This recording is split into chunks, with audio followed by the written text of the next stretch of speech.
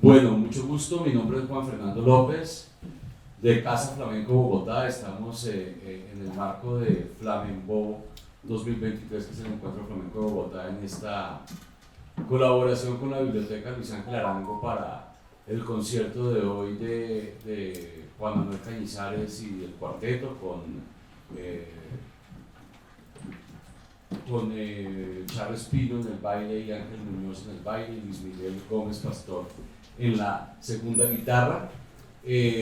Anoche los tuvimos a ellos en Casa Flamenco en un conversatorio que fue absolutamente magnífico con los integrantes del Cuarteto Cañizares, y pues hoy voy a hacer esta pequeña introducción alrededor de la historia del flamenco como para ponernos en tono con lo que vamos a ver ahorita en escena.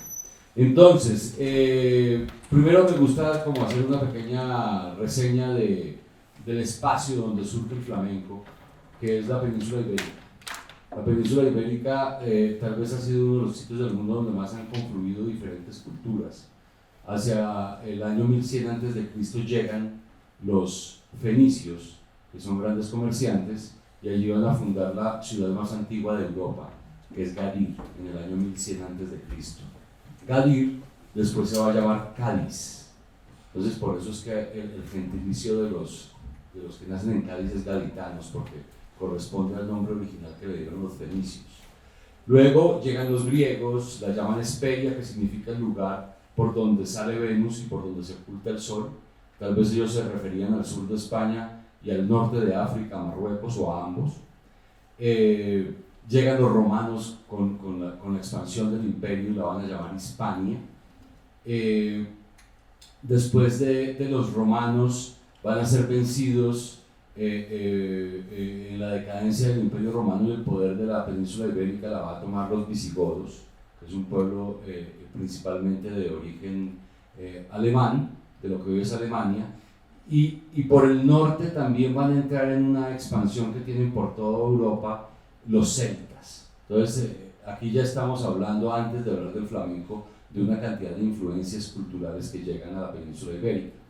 Y luego los visigodos, que están en el poder de la península, están divididos por una lucha interna por el poder, y ese pueblo dividido abre el espacio para que más fácil sea para los árabes que pasan por Fez, el estrecho de Gibraltar, y llegan al sur de España y empiezan a tomarse toda la península ibérica.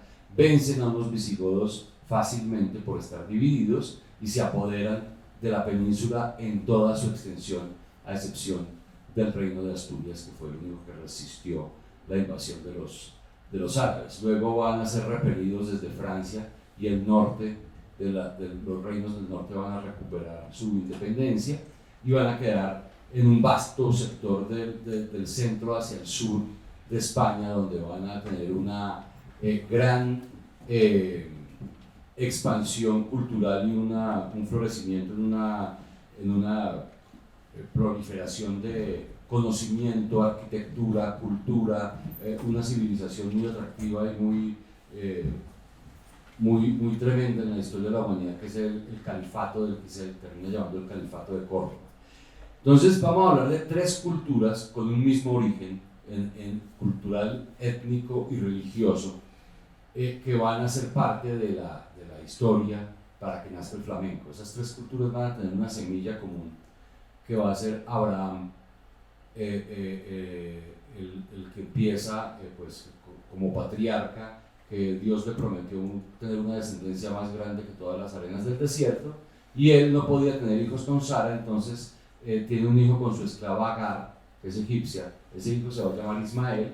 Luego Sara queda embarazada, se da el milagro, y nace Isaac, y ahí se arma un conflicto por la primogenitura y por el hijo legítimo. Entonces por la presión, Abraham decide expulsar, desterrar a Agar y a Ismael. Resulta que Ismael va a dar origen a todos los pueblos árabes musulmanes, e Isaac va a dar origen a todos los pueblos hebreos judíos. Los dos proceden de la misma semilla, y de esa semilla hebrea judía va a aparecer posteriormente el cristianismo. Entonces por eso digo que son tres culturas con un mismo origen. Los árabes pues son una civilización del Medio Oriente, con una cultura que ya se estaba afianzando y que tenía mucho poder en la época antigua, y aparece un personaje que va a ser Mahoma, el profeta fundador del Islam, que vivió entre el 570 y el 632 de nuestra era, y que convirtió el Islam en un imperio. Mahoma empieza a predicar el monoteísmo con un libro dictado en verso perfecto, que es el Corán, por parte del arcángel San Gabriel, o sea, el mismo que le contó a María que iba a tener un hijo del Espíritu Santo, ese mismo. Entonces el Corán, perdón, es dictado por el arcángel San Gabriel en verso perfecto a este personaje, que es un humilde comerciante, y él empieza a predicar el monoteísmo. En el 622 ocurre esa huida que tiene que hacer Mahoma de la Meca a Medina, que se llama la Égira, y que va a suponer el año cero para la cultura islámica. ¿Por qué lo perseguían para matarlo? Porque él estaba predicando el monoteísmo en una ciudad que era tremendamente comercial y que vivía mucho de los peregrinos que iban a adorar una serie de ídolos que habían en la Meca. Y entonces, pues, al Mahoma estar atentando directamente contra la economía de la Meca, pues fue perseguido, y ahí fue esa huida que es la Égira. Lo cierto es que el Islam se expande, y cuando muere Mahoma, su descendencia directa, que es su hija Fátima y su yerno Ali y un pequeño hijo, son emboscados y son asesinados para que no haya consecución en el poder por parte de la línea de sangre de Abraham, y se organizan 5 califas para empezar a crear este imperio y a expandirse. El último de ellos, Harun al-Rashid, gobernó entre el 786 y el 809, dentro de lo que se conoce como la Edad Dorada del Islam. Durante esa época florecen las bibliotecas, las universidades, el álgebra, el conocimiento, la cultura. Es un tipo que promueve muchísimo la cultura, el arte, la música, y va a ser supremamente importante en el desarrollo de todo lo que son las expresiones artísticas en el mundo islámico de ese entonces. Entonces, gran responsable de lo que va a pasar posteriormente en esta historia.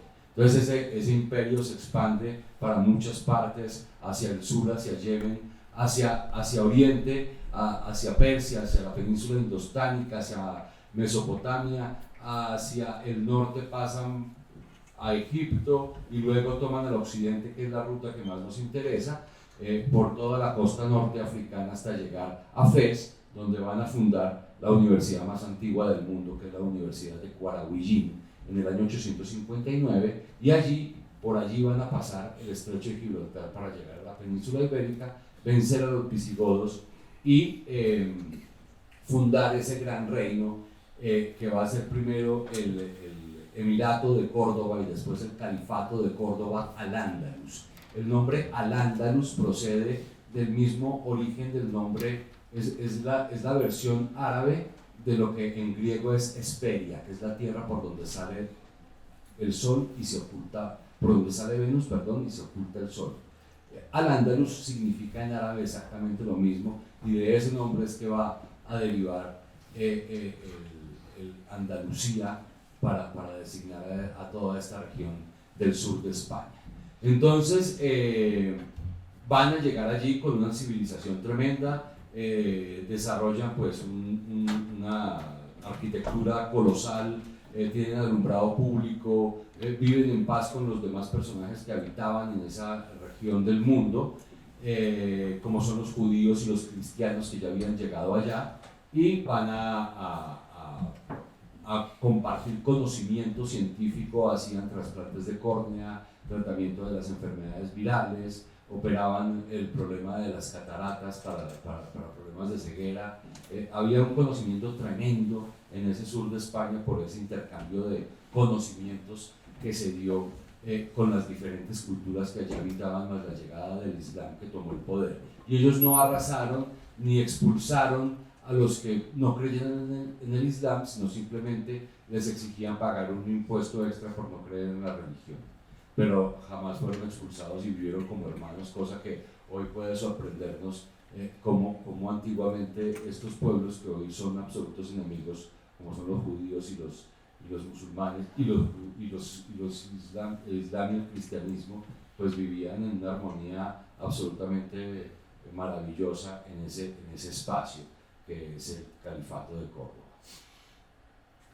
Va a llegar un músico que se llama Abu al-Hassan Siriapo, que significa el parado negro por su tez oscura. Y este músico creció en la corte de Bagdad.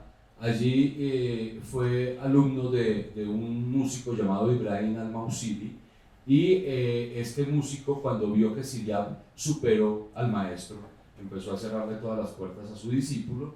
Siriab encontró la vida imposible en Bagdad y empezó a irse a buscar otros rumbos. Primero fue a la península indostánica, que es lo que hoy es India y Pakistán. Allí se nutrió de mucho conocimiento musical que estaba más avanzado que el de los árabes de ese entonces, y luego tomó la ruta comercial que lo conducía hacia un califato que le decían que era maravilloso, que quedaba en Córdoba, y allí llegó y se estableció como el músico principal en la corte del Califato de Córdoba.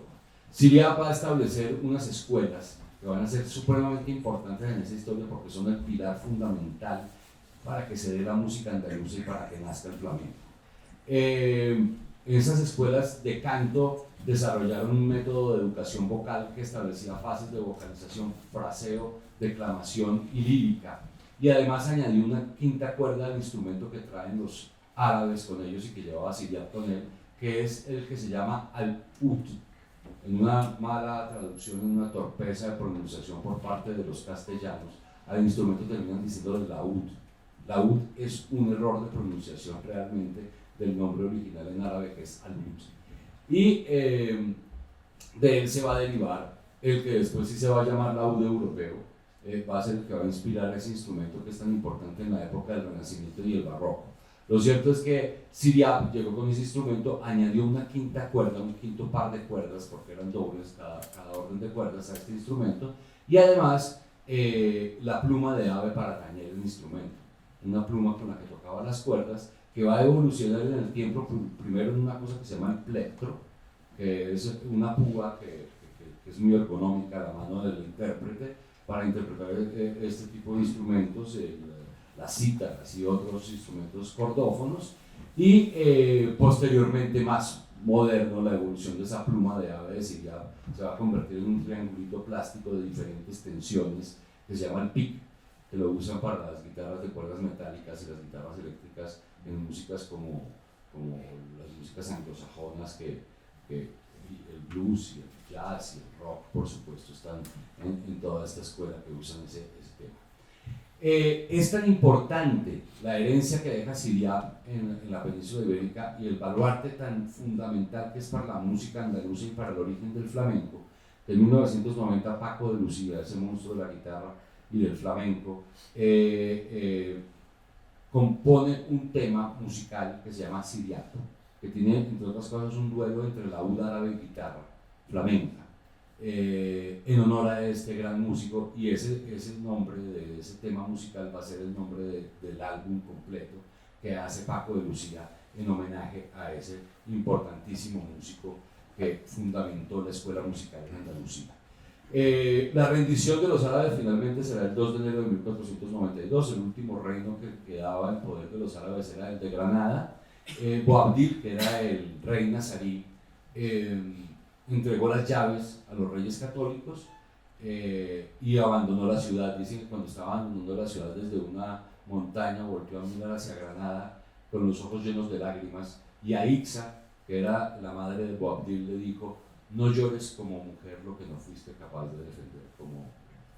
Esa es una frase bien machista, horrorosa, que corresponde a la época en la que además había que ser fuerte. Boabdil era un personaje más poeta, interesado por la literatura y por otras cosas que por la guerra y por el poder y por todas estas cosas. Entonces eso también significó un camino fácil para Isabel de Castilla y Fernando de Aragón para tomar el poder en el sur de España.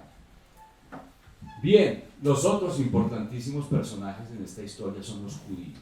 Los judíos van a llegar a la península ibérica en dos digamos que diásporas, una menor que según documentos data desde el siglo II antes de Cristo, pero con mayor presencia lo van a hacer a partir del siglo IV después de Cristo, sobre todo después de la conversión del Imperio Romano, antes de la caída del Imperio Romano y de la conversión del Imperio Romano al cristianismo por parte del emperador Teodosio. Empieza a haber un movimiento y una filosofía marcada antisemita. El pueblo judío es acusado de un pueblo deicida, eso quiere decir que mató a Dios. Entonces empiezan a ser perseguidos y ellos empiezan a huir hacia diferentes partes para buscar otros rumbos, porque donde están en las tierras, los que los dominan, los expulsan y domina el cristianismo, entonces los judíos tienen que empezar a irse a otras partes.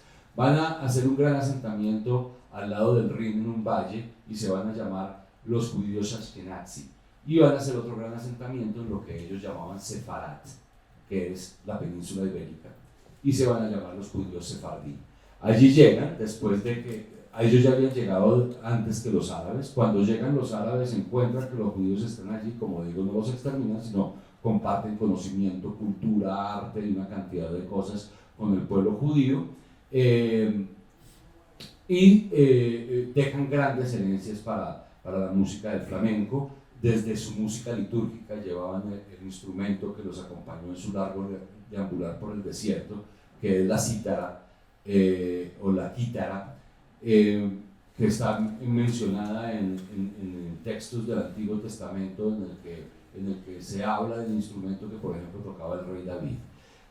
Teorías apuntan que la seguirilla y la saeta principalmente encuentran su cuna en la liturgia semita. Finalmente, el 2 de agosto de 1492, justo 2 días antes de que parte el viaje del puerto de Palos de Cristóbal Colón a buscar lo que no se le había perdido y llega a estas tierras, van a ser expulsados los judíos ese 2 de agosto de 1492. Más de 300.000 judíos son expulsados de España. Los que se quedan tienen que bautizarse en público y comer cerdo en público.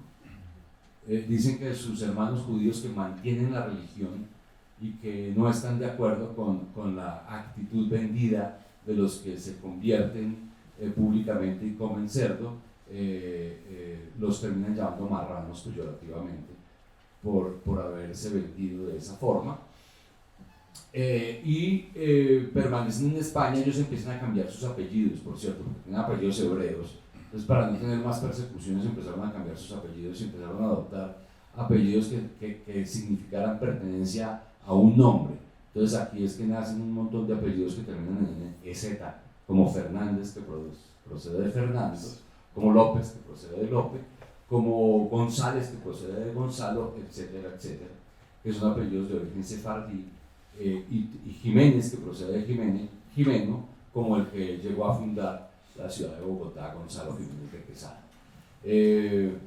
Una anécdota es que cuando él hace ese primer acto de posesión en Bogotá, que no es una fundación, el 6 de agosto de 1538, arma 12 chozas. Y en el colegio, en la escuela, nos enseñaron que las 12 chozas significaban ¿qué? Las 12 tribus de Israel. Realmente fue lo que quiso representar en la fundación Gonzalo Jiménez de Quesada, porque era de origen sefardí. Eso está documentado por Juan de Castellanos, que es el primer cronista en tierras de Indias y amigo personal de Gonzalo Jiménez de Quesada.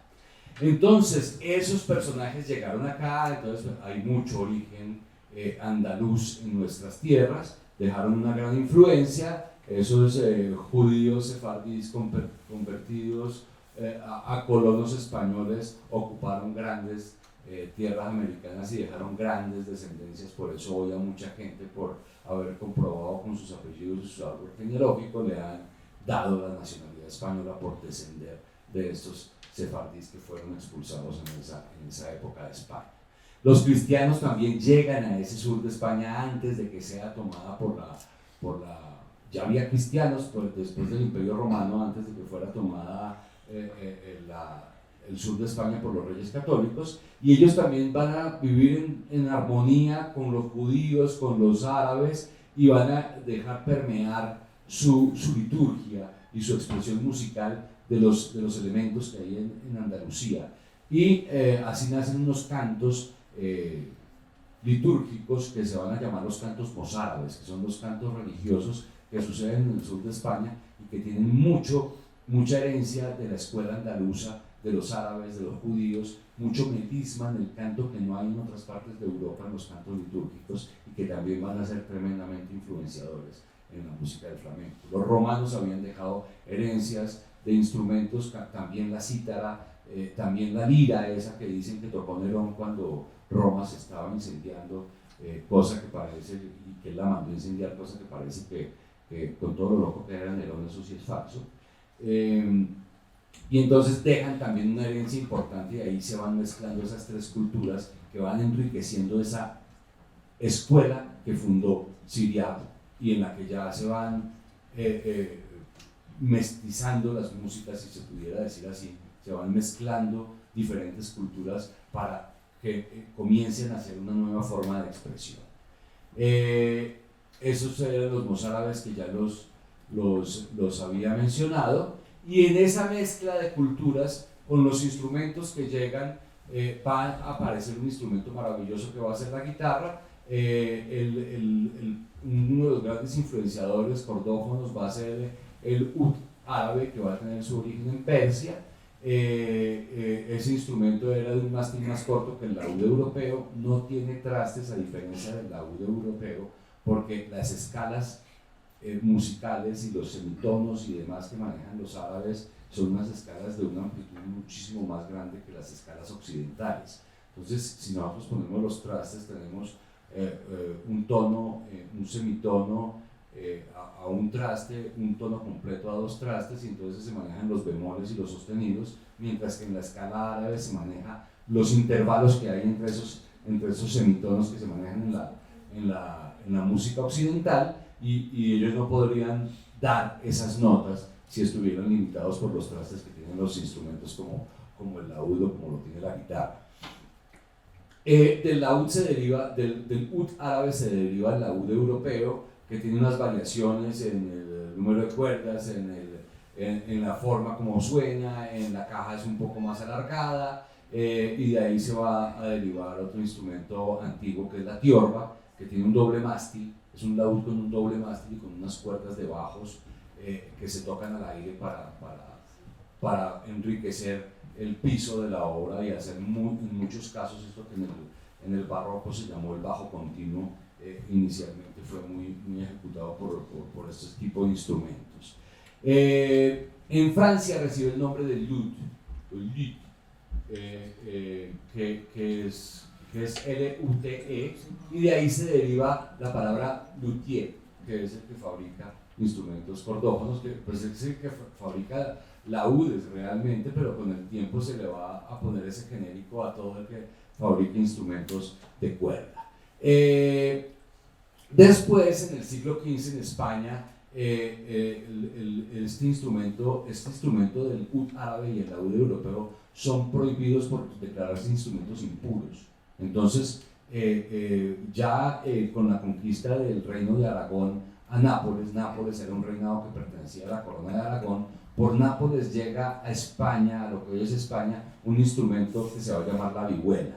Y esa vihuela, que tiene 6 a 8 órdenes de cuerdas, que ya tiene una forma de 8, va a ser un instrumento precursor para que con el tiempo aparezca una guitarra antigua que se va a llamar la guitarra barroca, que inicialmente era un instrumento de 4 órdenes, con la caja, el 8 un poquito más pronunciado y la caja un poco más larga, y con el tiempo va a adquirir una quinta cuerda. Se le atribuye a este señor, que es Vicente Espinel, un sacerdote y poeta del siglo de oro y autor de la novela picaresca española, que era también músico, era rondeño, el señor Vicente Espinel, y a él se le atribuye haber añadido la quinta cuerda a la guitarra, que es el mi grave, o sea, la sexta actual.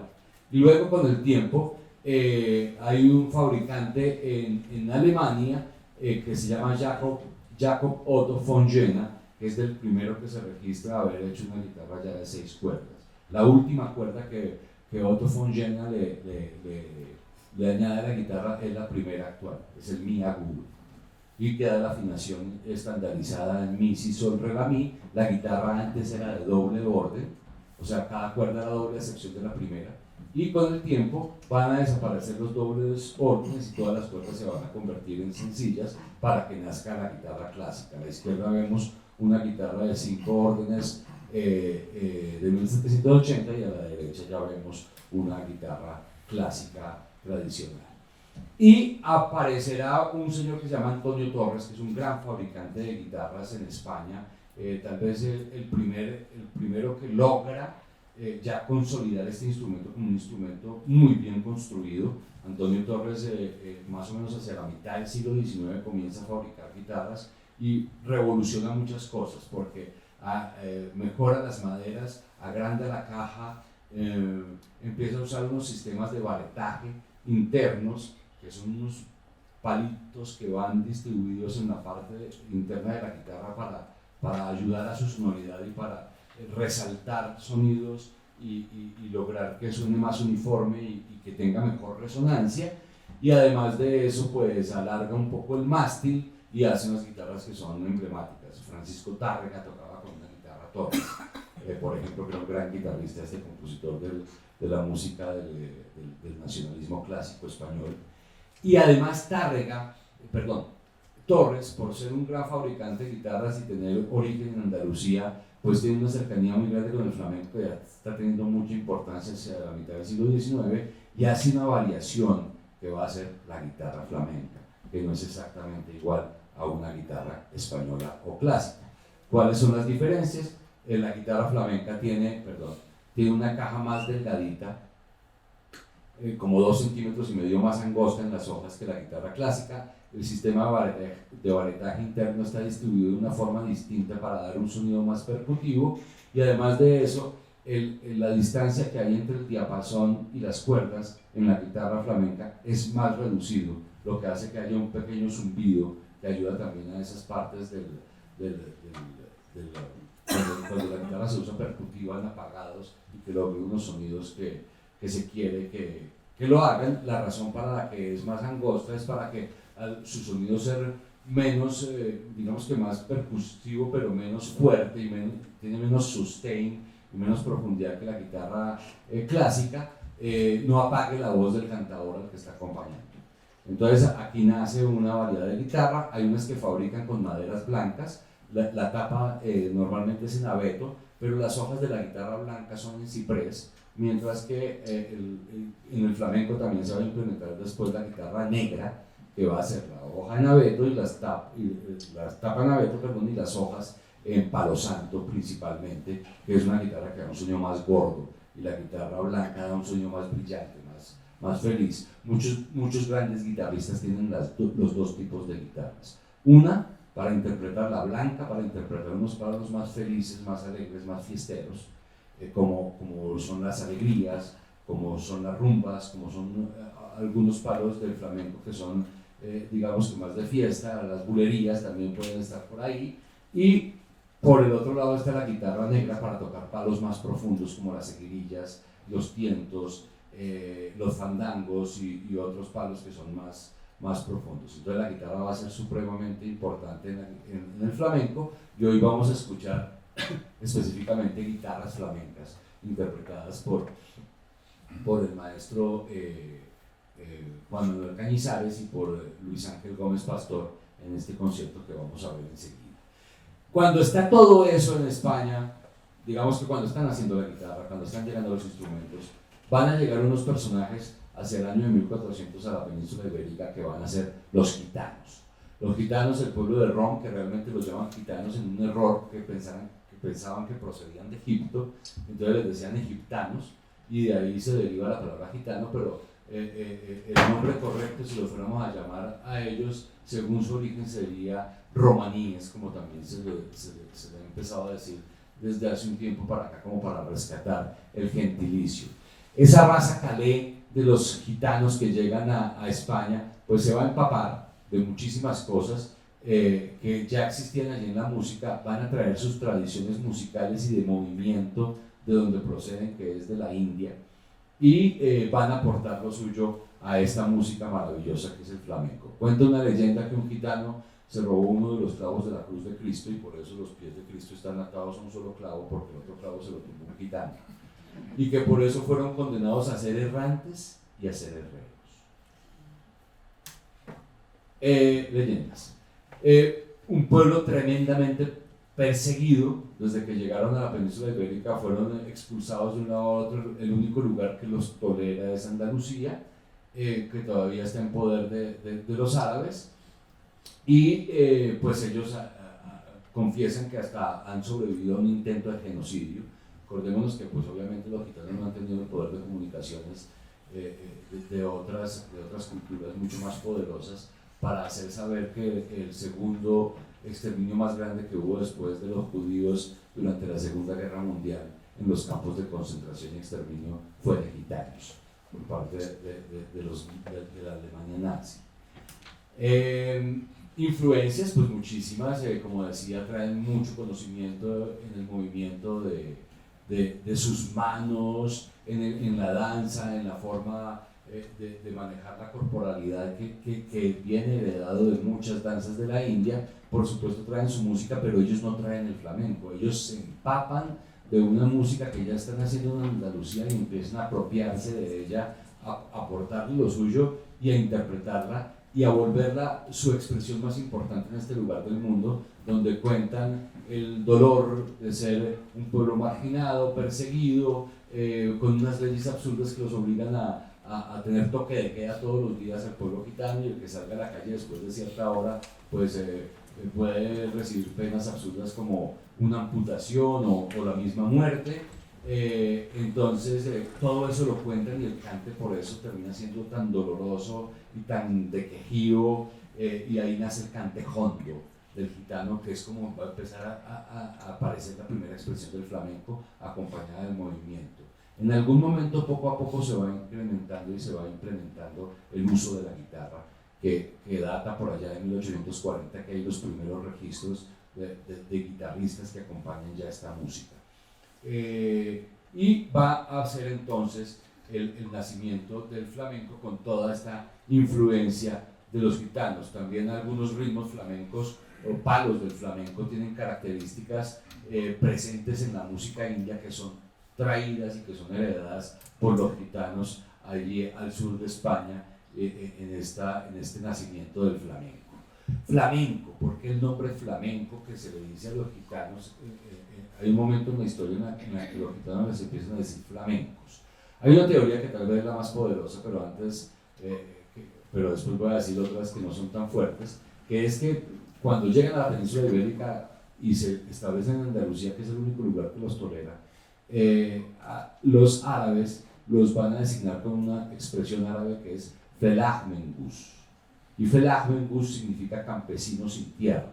Es una perfecta definición, y al parecer con el tiempo, cuando llegan los castellanos y se apoderan de la península, esta palabra, como muchas palabras, va a terminar haciendo herencia en Andalucía para designar a estos personajes, y obviamente en su torpeza de pronunciación, los castellanos la pronuncian con lo que más parecido les suena, y entonces felahmengus, lo más parecido a felahmengus es flamencos, y terminan diciéndole flamencos a estos personajes porque ya tenían la referencia de los Países Bajos y de toda esta gente que eran llamados los flamencos. Y las otras teorías es que la otra importante es que durante la guerra que se libró entre España y Flandes después de la muerte de Carlos I de España, V del Sacro Imperio Romano, que empieza en 1868 y dura como 1568, perdón, y dura como 80 años,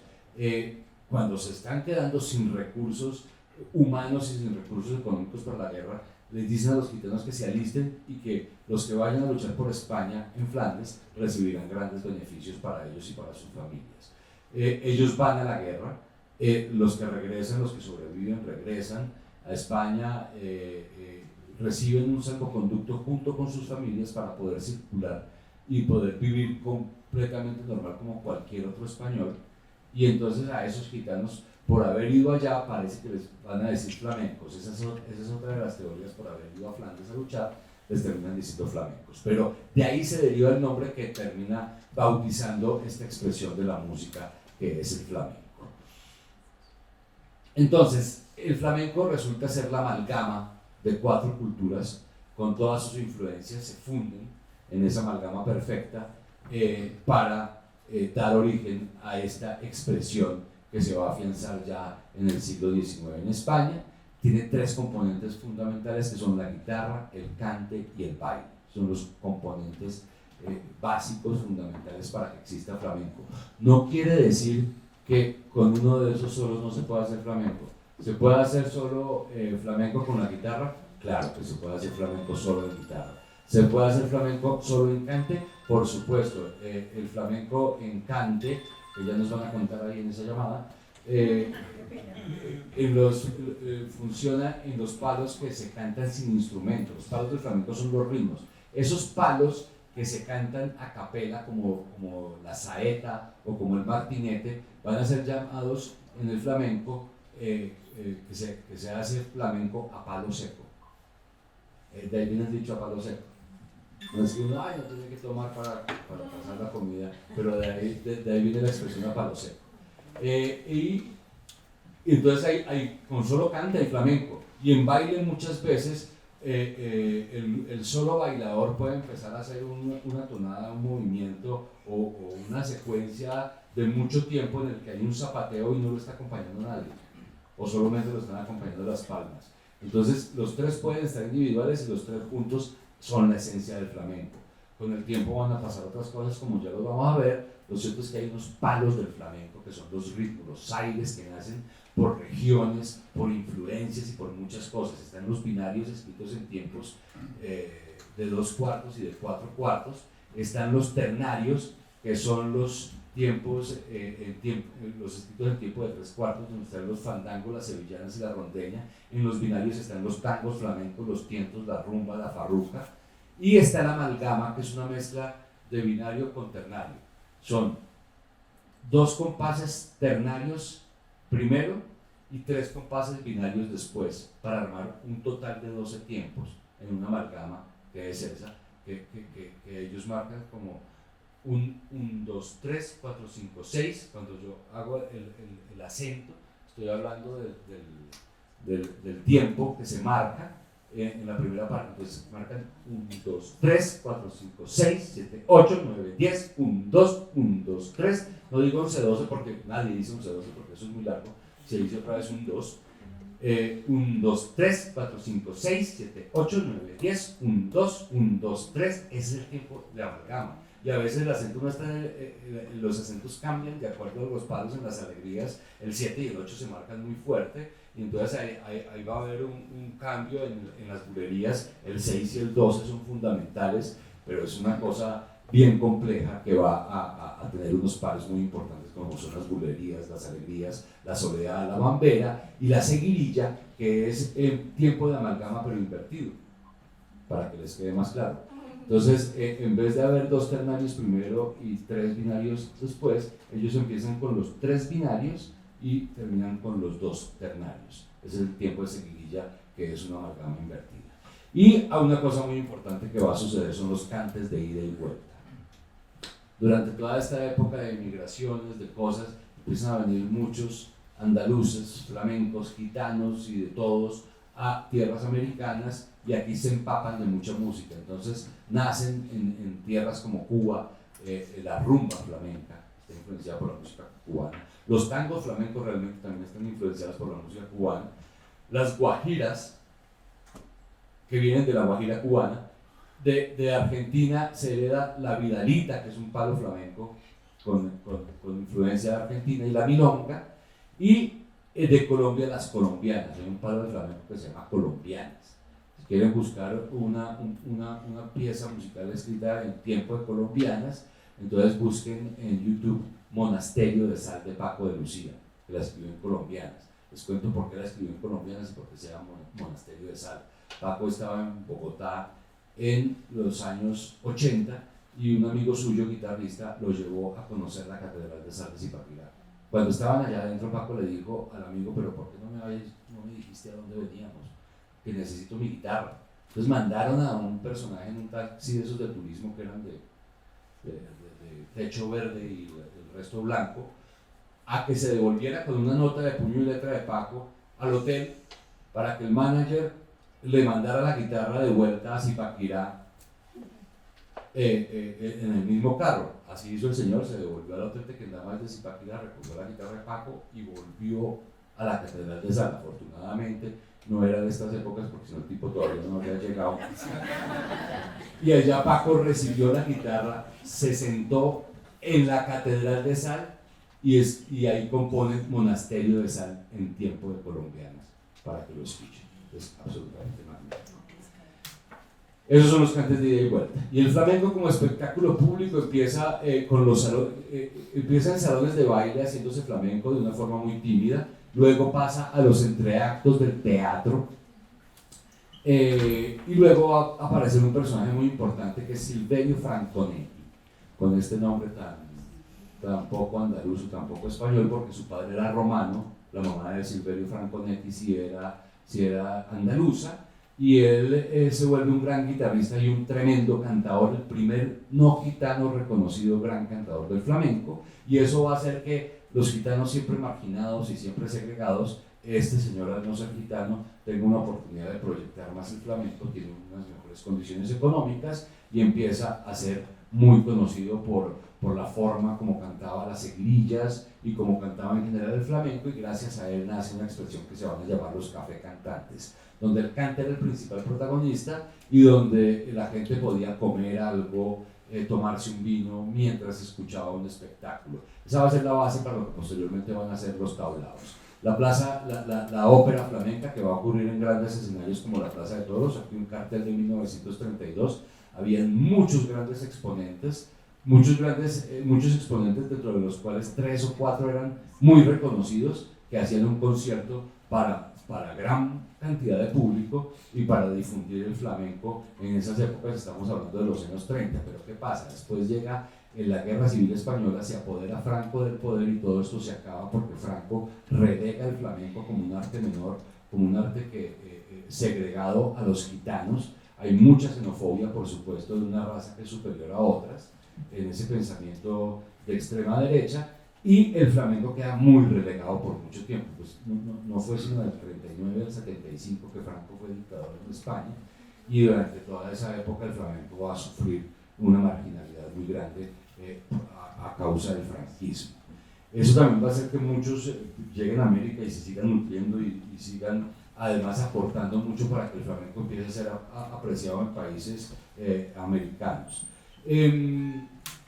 Después de eso, después de que ya renace el flamenco, reaparecen los tablaos, donde también van a ser, no van a ser ya tan protagonista, el principal protagonista no va a ser el cante, sino va a ser como la mezcla de las tres cosas, el cante, el baile y la guitarra, para que se exprese el flamenco como lo conocemos hoy en día y como nos maravilla a todos. Es una expresión que ha sido declarada Patrimonio Inmaterial de la Humanidad el 16 de noviembre del año 2010 por la UNESCO, y aquí vemos pues unos grandes representantes durante la historia del flamenco, otros que no tengo, como el Niño de los Peines o como Sabicas o como el Niño Ricardo en estas fotos, pero la Carmen Amaya, que fue una grandísima bailadora que revolucionó la forma de bailar de la mujer en el flamenco, Antonio Gades, que empezó a proyectar que el flamenco saliera de esa marginalidad después de la caída de la dictadura de Franco, y de la mano de Carlos Saura también hicieron mucho